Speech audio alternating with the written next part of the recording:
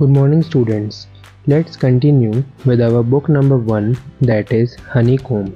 We were reading chapter 1, that is 3 questions written by Leo Tolstoy. So let us continue. The king turned round and saw a bearded man running towards them. His hands were pressed against his stomach, from which the blood was flowing. When he reached the king, he fainted and fell to the ground. The king and the hermit removed the man's clothing and found a large wound in his stomach. The king washed and covered it with his handkerchief, but the blood would not stop flowing. The king redressed the wound until at last the bleeding stopped. The man felt better and asked for something to drink. The king brought fresh water and gave it to him. By this time, the sun had set and the air was cool. The king, with the hermit's help, carried the wounded man into the hut and laid him on the bed.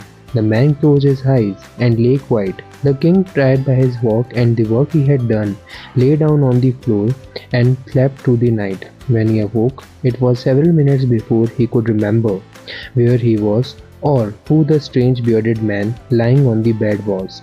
"Forgive me," said the bearded man in a weak voice, when he saw that the king was awake.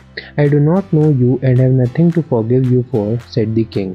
"You do not know me, but I know you. I am that enemy of yours who swore revenge on you, because you put my brother to death and seized my property.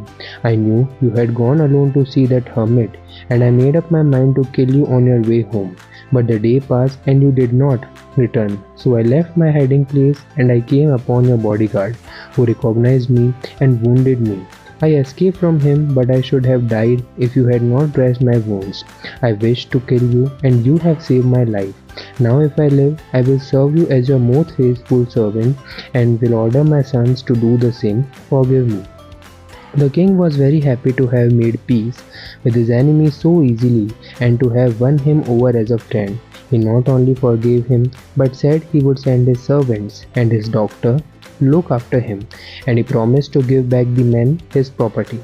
Leaving the wounded man, the king went out of the hut and looked round for the hermit. Before going away, he wished once more to get the answers to his questions. The hermit was on his knees, sowing seeds in the beds that had been dug the day before. The king went up to the hermit and said, "For the last time I beg you to answer my questions, wise man." "You have already been answered," said the hermit, still bending down to the ground and looking up at the king as he stood before him. "How have you been answered? What do you mean?"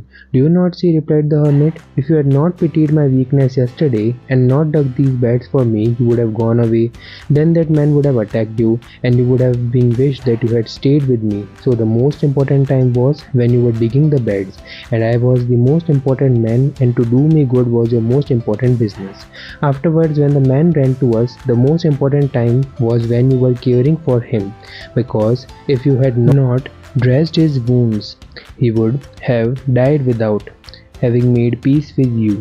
So he was the most important man, and what you did for him was your most important business. Remember then, there is only one time that is important, and that time is now.